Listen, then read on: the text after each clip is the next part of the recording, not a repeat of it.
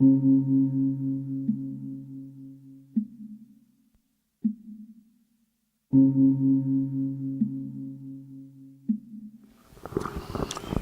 密基我同他们那罗密那种是把举了波斯，罗密把水里一片个罗两穷啊，哪里写起来的这里罗密把是，这咋样的这里车子上头这里车子这出有嘛的，同他们那弄个那是把这里，那忙那样弄掉了那把塔，这里上现在主动等这个是哪路吧开始做。两名是东东去吧，弄掉了那边用进来，这里是啥？包家个家人呐，咋弄个两名他们这个掉下的，弄个用进的掉下来了，这里用进他们这里解决了，热灯上面这拉说话的，弄掉下来那边到了，这里沙滩用着拉嘛拉说话，还当他就他话掉下来个，弄掉下来那把上去这里，像拉嘛了那样个有的，这个全部的。And then when persons of lesser intelligence cannot abide within the meaning, they should ascertain awareness through holding the key point of breath. So who are those of lesser intelligence? They are those persons who have not yet developed much altruism and who are very selfish, who grasp at the self very strongly, who are only concerned about this lifetime. And only being preoccupied with the affairs of this life, the mind cannot abide still in union with the winds. So although there is much to be said about the crucial points of the winds practice, the most important point is that the wind mind abides at the navel center. And that also is actually related to the 6 yogas of Naropa, which is related to this practice of Mahamudra, as they are given to Naropa. And of these practices, the most important one is that of Tumo, of the inner heat practice. And the crucial point of Tumo practice is for awareness, the winds, to abide in the navel chakra. And whatever practice you engage in, whatever deity you practice, or if you practice channels, winds, and drops, and so on, you can actually direct all visualization of seed syllables and so on to the navel center. Because focusing at the navel center is the source of many qualities to arise, and also has some other physical benefits. So the deity or the seed syllable, the guru, in their subtle form, in essence, abide in the navel chakra. And when the mind and when the winds are directed to the navel chakra and abide there, then the mind will also abide still. And so therefore this is the most crucial point here. 따당당 선진도 마요. 광안은 내버드 준소.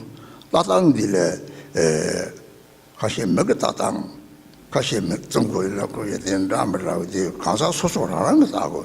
막 장났다와 제가 따와 들이 생각 봐 당독라 되네들이 따왕 좀밤 대답이랑 그 감았다고 들이 생각 따당 가시 체들이 맞지 몰라. 근데 좀 따봐 양도 곰 답변이가 와. 저만 따봐 레좀 레탑이 양도 곰 인 파고레스. And then with manifold gazes and means of mental focus, they should fine-tune until they abide in the state of rigpa. And so there is different kinds of gazes. There's the gaze of the eyes, and that there's people have different opinions on that. Some like to have their eyes closed when they meditate, and some like to look like elevate their gaze, and some like to look straight ahead, and so on. And actually it is not so strict. It is really up to you and what works the best for you, what helps you the most to clarify awareness, to clarify your mind. So also people have different physical and mental dispositions. So according to your own disposition, you can direct the gaze of your eyes. And then with regard to the mind, the means of mental focus, so that really begins with reminding yourself over and over again of the impermanence of this life, of the difficulty to find a precious human body, and of the workings of karma, cause and effect. rigpa hana ne hiban de ta 동 가르치고 호가 차고 호가 가려 차고 호가 물리쳐서 나중에 차고 그래 생 나중에 마찬나 누가도 능이라서 과 양장양도 싸움고 되지 양장양도 싸움더니 답정기 가와텔라서 뭐 장급이 저 장장기고 싸움고 되지 저렇게 증상들이지 오 나한테 다위너서 제일이 증상들이 세대 타용 그래 당보 민정세 제일이 나들 하다 탑 망고 고요래 그리고 안는데 오 무슨 사카톤 대가도 적베지 당가 샘티는 밥제 뒤에더니 라지도 이제 사지 공방 내가 토리 차도 사지 공방 터버지 돈 주고 가면서 싸워다도 매시 탁게 토리지 제도 지는들이 선데 네트워크를 때 하장 가르쳐 버리고 하는 네죠 가지고 검정났다 이런 거 데이터 말이 차용을 해서. And so it says, and then until they abide in the state of rigpa, and so that is a very important, very meaningful here. And that is, no, we want to become liberated from samsara. But how do we become free from samsara? In order to become free from samsara, we must become free from the grasping at a self. And for as long as we cannot let go of the self, we will never become free from samsara, from suffering. And then we will continue to think about our difficulties, our suffering over and over again, since we are not free of grasping at a self. And so on that level, when we are in that state still, it is important to reflect again and again on the difficulty of finding a precious human body in terms of its causes, numbers, illustrations, and so on. And as you bring this to mind, a sense of fear or urgency should arise in your mind, an urgency to emerge from samsara. So the first liberation really is attained by cultivating a sense of renunciation to samsara. And then, aside from that, there is many other methods to become free from self-grasping.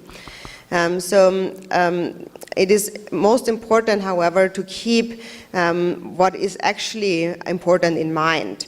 And that is, normally we follow our various worldly activities that we consider very important, but rather think that you should make up your mind determined, thinking that all of this is not important. What is important is to realize the nature of my mind and to attain states in higher existences and finally to attain enlightenment.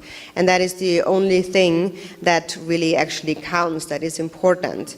And if you really resolve that, if you're determined that this is the only thing that really matters, then your mind will be able to abide still. And so that is why this is such a crucial point. So until the awareness abides, or you abide in the state of rigpa or in a state of awareness, you should have this mindset of there is nothing more important than to stay within this state of rigpa.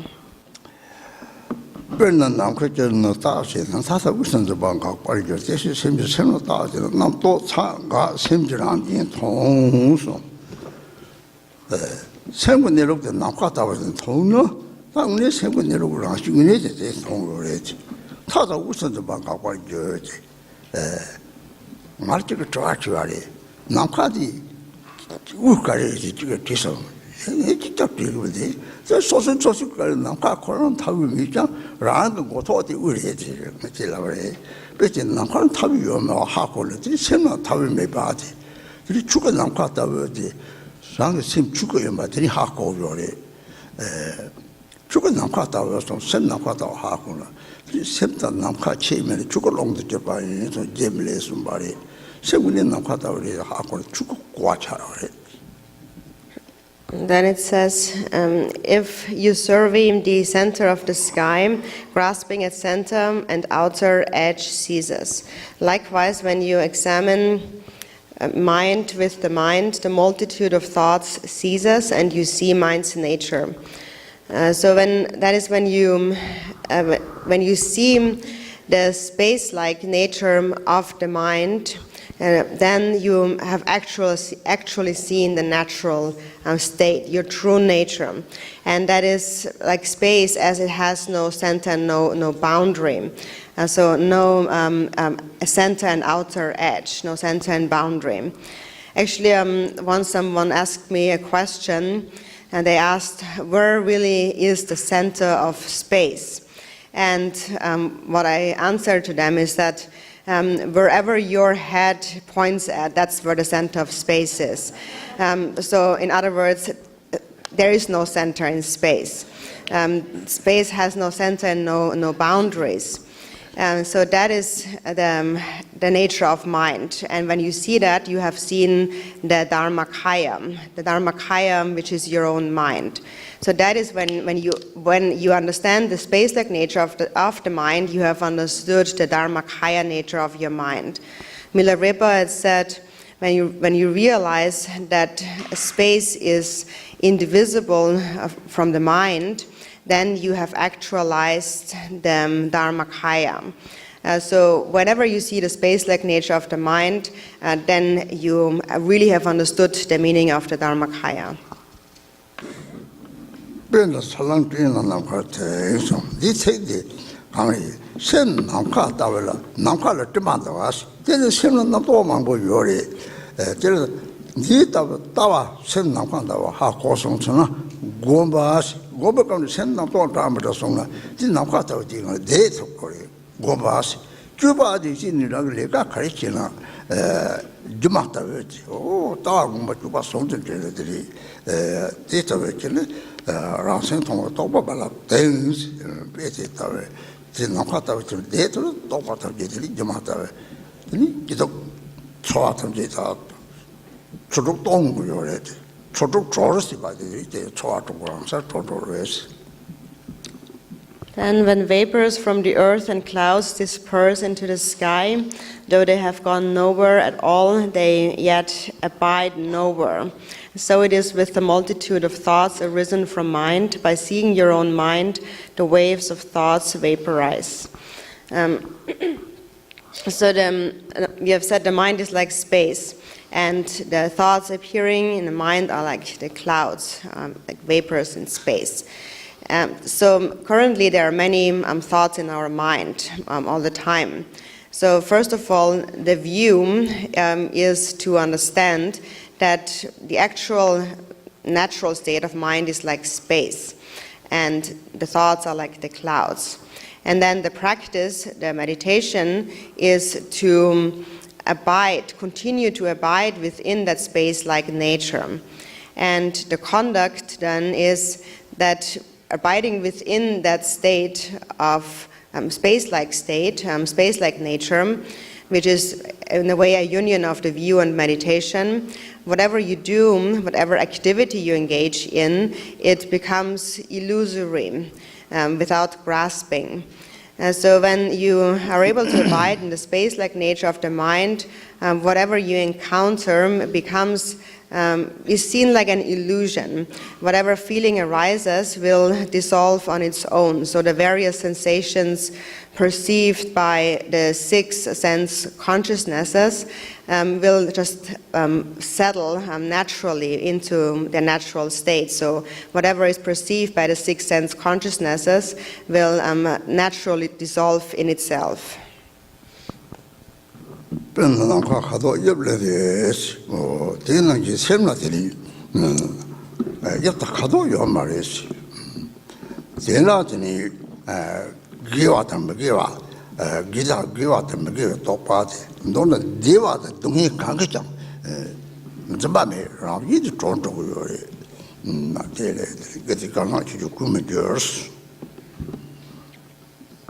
Then space transcends color or form. It is immutable, unstained by black or white.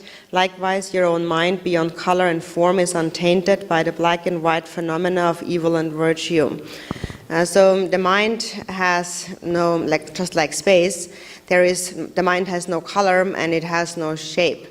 There are thoughts of virtue and non-virtue in the mind, but here, whatever thought arises, there is resting in that state, the space-like nature. There is no more grasping at whatever arises, whether it is pleasure or pain, happiness and suffering. And whatever arises is naturally liberated.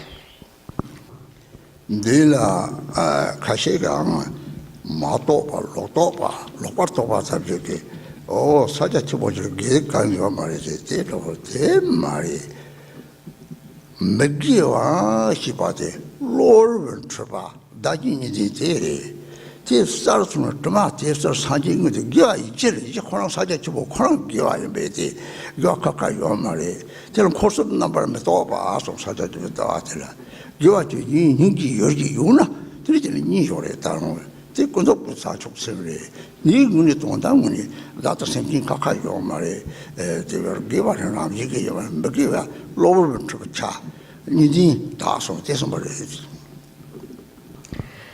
So I'm talking about virtue and non-virtue here. Some people are obscured by various kinds of misunderstandings. Some have a corrupt view, some have misunderstandings of the view, and some have only a fractional, a partial understanding. And so then they do not really understand the nature of Mahāmudrā, and might even claim that by reading this, that it is unstained by virtue and evil, that Mahāmudrā is not even virtuous. But this is also not a correct understanding. Non-virtue or evil, that is the kind of the artificial obscuration that is not natural to us. It is that temporary confusion. Basically, evil or non-virtue is the concept of a self and other duality. And so it is said, the Buddha had said, when this obscuration is dispelled, beings, the mind itself is the actual Buddha. So that means it is naturally virtuous. And there is no other real virtue than that. So your own natural state, in its natural state, is virtuous. It is naturally virtuous. As it is said in the 37 practices also, it is the non-conceptual wisdom that transcends the three spheres, or that does not distinguish between the three spheres. So to realize it, first through the relative bodhicitta, we let go of self-grasping. And ultimately we see that self and other are not distinct, not separate. And so what is natural? Our natural state is actually virtuous. It is our natural state. Non-virtue is an unnatural state, a temporary state of confusion, of dualistic perception. But when that is purified, when that is cleared away, what remains is our natural state, which is virtuous.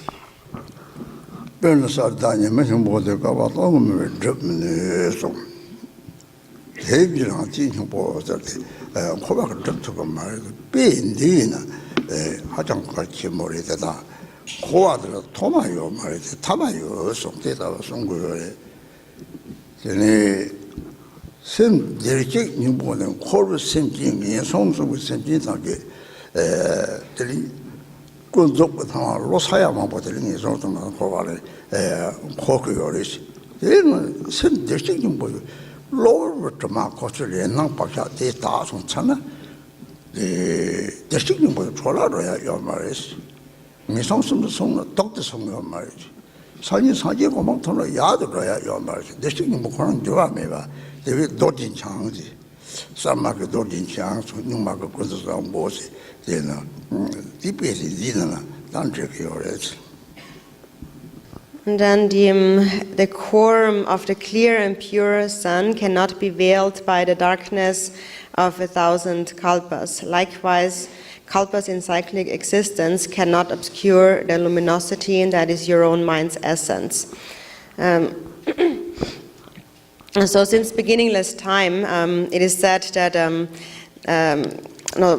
we have suffered since beginningless time in samsara. So there is no beginning to samsara, but although we speak about endless samsara, there can be an end to it. And that is due to, by virtue of Buddha nature. Buddha nature always remains as it is. For example, even if one wanders in the lower states of existence, if those lower states of existence manifest to one's own perception, even if one experiences that for millions of years and lifetimes, still Buddha nature remains undefiled, unharmed, or unaffected by it whatsoever. It is never stained. It never becomes spoiled by no matter how much suffering we experience. And finally, when it becomes purified and when those karmic obscurations become removed, then we attain enlightenment, and Buddha nature still has remained the same. So that is, when we wander in the lower realms, our nature is not becoming any worse, and when we attain enlightenment, it is not getting any better. It always remains as it is, ever unchanging. In the new tantric school, it is referred to as Vajradhara. In the old system, referred to as Samantabhadra. This example of Buddha nature, of this intrinsic virtue, seems to be fitting here.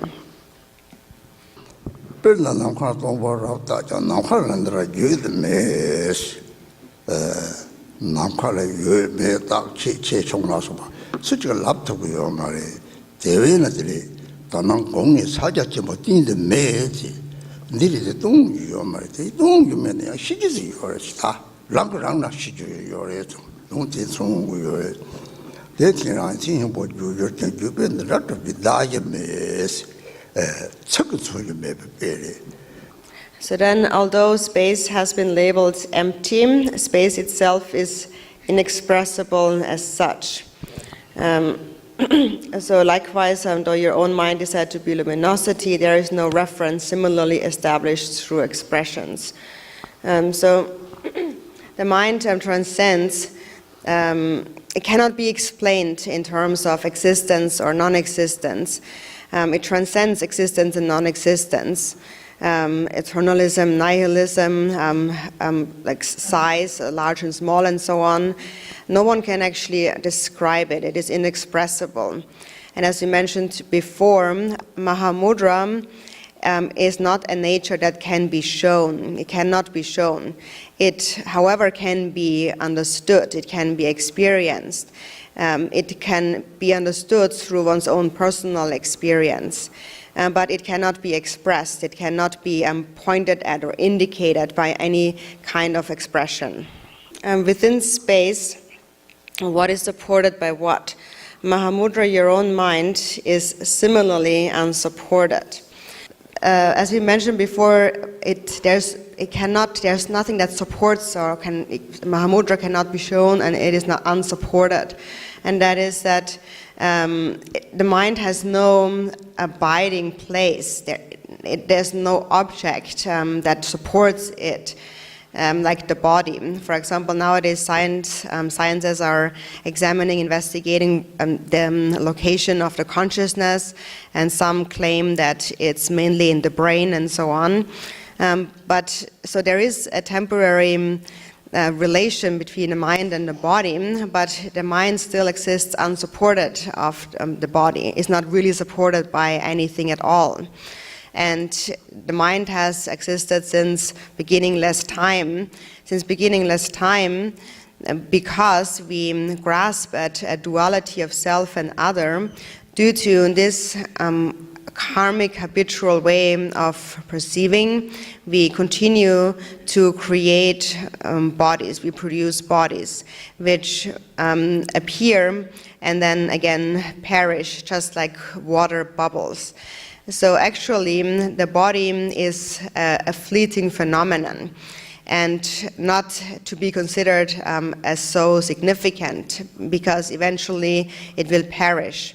However, the mind will never die. It will continue on, following its imprints, habitual patterns, and karmas. Until the karma has come to an end, we continue to wander in the three planes of samsaric existence, in form realms, formless realms, desire realms, and so on, taking on bodies, some as large as a mountain, some as small as particles. There is infinite different manifestations of sentient beings. There is beings without form and so on. And they all experience tremendous suffering.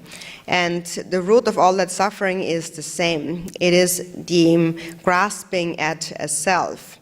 And for as long as that is present, there is no end to samsaric suffering. And whenever we become free of self-grasping, of this dualistic perception of self and other, naturally we are already liberated from samsara. But for as long as we grasp at a self, there is no liberation. So there is no supporting place. The mind is not supported by anything.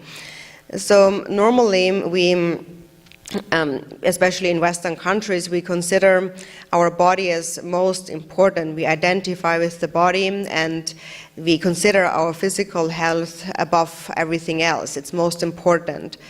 And we neglect thinking about our mind. In reality, although we must take some care of our body, in the end we will have to leave it behind, just like an old car. So the body is actually not so important. Bring this to mind again and again, seeing your body just like a used car that in the end you will have to leave behind. And if you remind yourself of this again and again, then the fixation on this body will slowly diminish. And it is really that to a great, for the most part actually, all suffering is experienced on the basis of our body. It is because of our bodies that we fear and that we experience suffering. Especially nowadays, also in Western countries, we live in freedom, independence. We have many pleasures, many conveniences, many facilities here. It is like actually in a Pure Land, like in Devachen. And people are actually, because of that, people are getting, in a way, overly sensitive about things too. For example, when it comes to eating food, they are extremely careful and they don't want to eat this or that because it could be toxic or not good and so on. And they are afraid about small things. For example, you light one single incense stick and they think they're going to die from all that smoke. Actually, you will die from your karma when the time has come. And if the time has not come, then even if you are, no matter what you do, you will, if the time has come, if the karma is ripe, then you will die. And if it is not your time, for example, there is if it is your time, for example, there is a king that is protected by many guards, still kings are assassinated if it is their karma. And if it is not your karma, for example, like myself, then no matter what happens, you will still not die. For example, in my life, I could have died many times. I was very ill and I was showered on with weapons. I almost died of starvation. In war times, there was a rain of bullets falling down, and I still did not die because it was not yet my karma. This is how we should view our life in terms of caring for our body. So it is really due to understanding the holy Dharma that we begin to trust in the workings of karma. And like myself, for instance, because of that, I am really not afraid of anything, of dying or anything in relation to my body. And that really is the kindness of the holy Dharma. So therefore, I tell people that do not care so much about your body, but you should pay attention to your mind. And every time, if you remember that, every time it comes up, my body is just like an old car or so, I will lose this body, then immediately your mind will relax. And so many people actually have said that this kind of reflection has really been very helpful.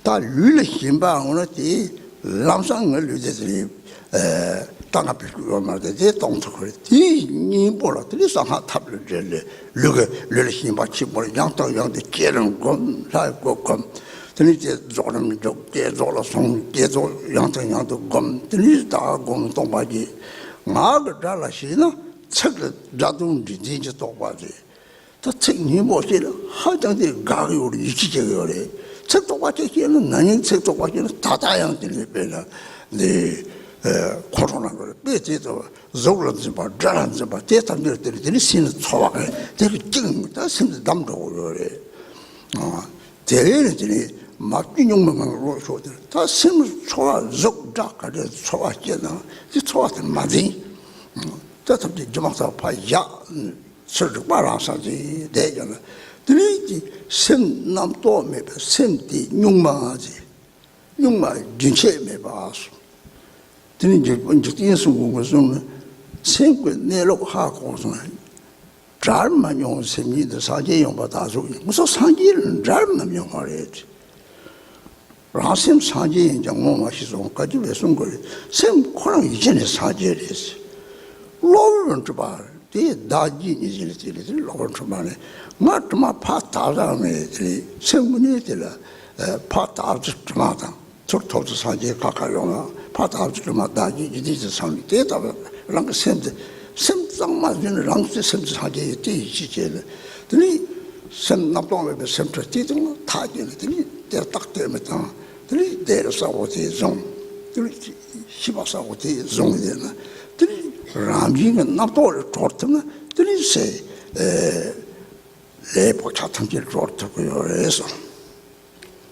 Leave it loose in its unaltered innate state.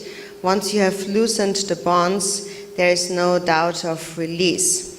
And so first we must here recognize what it is that keeps the mind in bondage.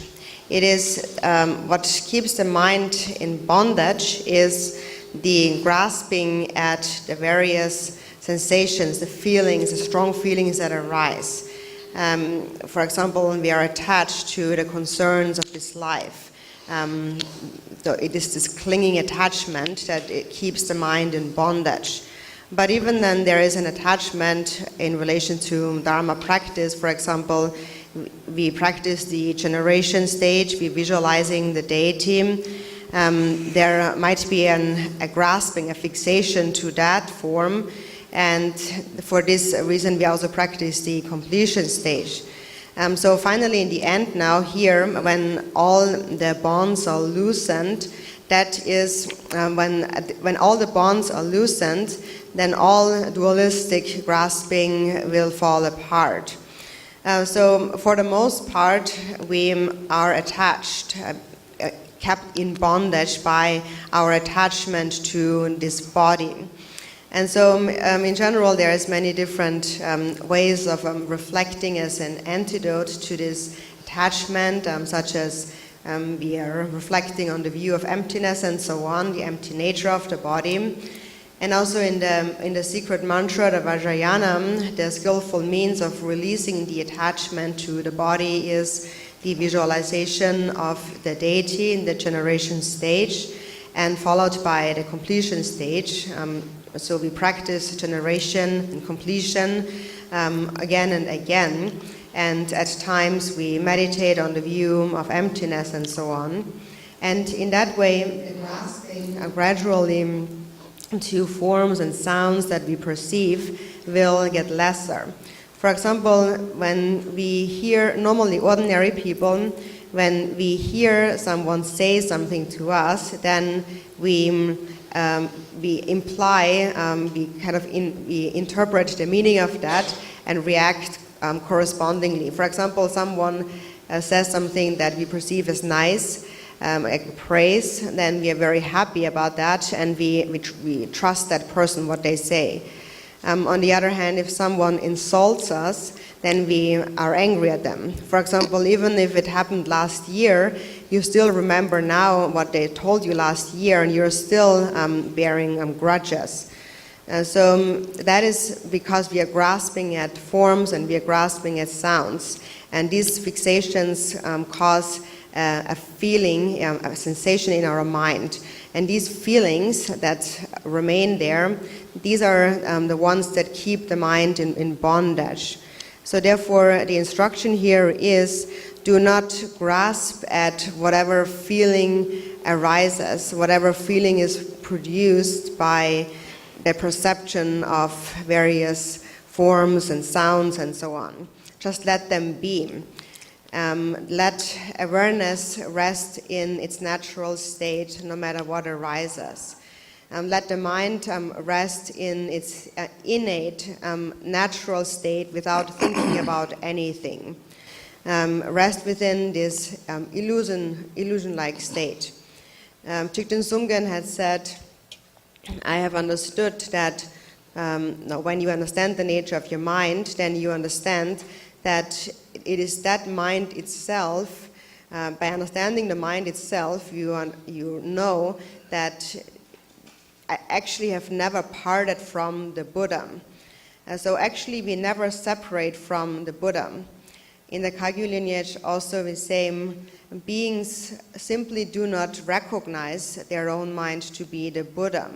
So by nature, on the basis, our mind actually is indivisible from the Buddha. And we are only temporarily obscured by a temporary confused perception of self and other duality.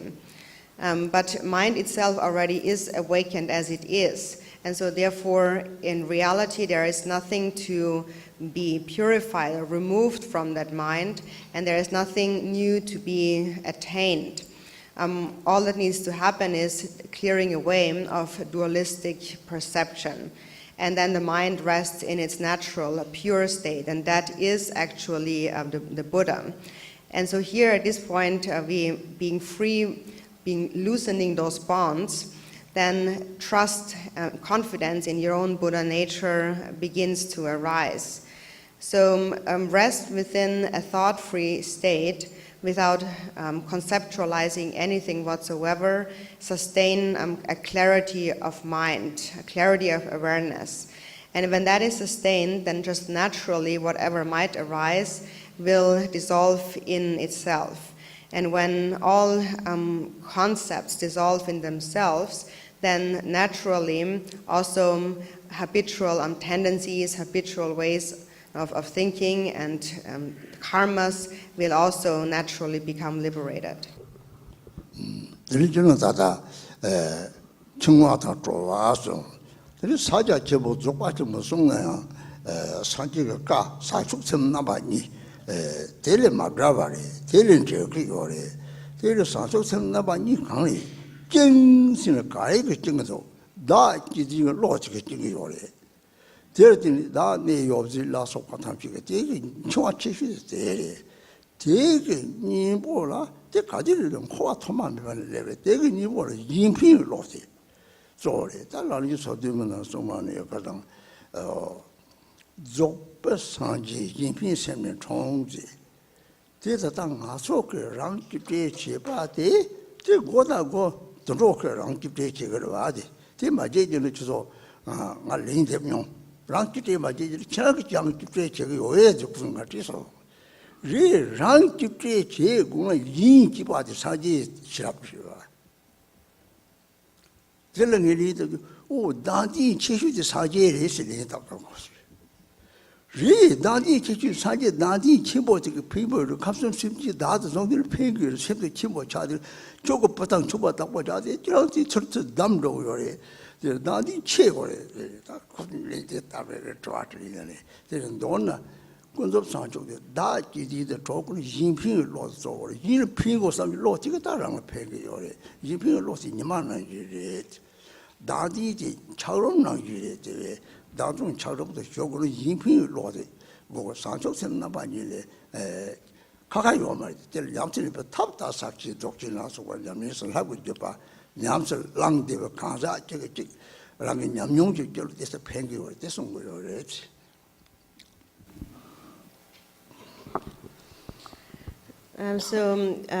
We need to see what it is that binds us, keeps us in bondage, what is bondage and what is release. We practice, we engage in various methods of practice like Mahamudra and Dzogchen, but whatever we practice, it all is in accordance with the words of the Buddha, and that is whatever we practice, we really cultivate the twofold bodhicitta. And so, first of all, in terms of the relative bodhicitta, we need to find what is it that keeps us in bondage. What actually binds us to samsara is the self-cherishing mind. Cherishing ourself, being concerned about the self. Self-clinging is really the greatest bondage. And it has existed since beginningless time in samsara. And on the relative level, the antidote to that is the altruistic mind. As we mentioned yesterday in the 37 Bodhisattva practices, there it says, the perfect Buddhas arise from the altruistic mind.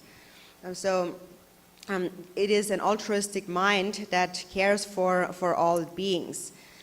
So actually it is a kind of a love that we can identify that anyone has, even like little animals, any kind of being, at least they care for their own offspring. So they all possess that tendency of love.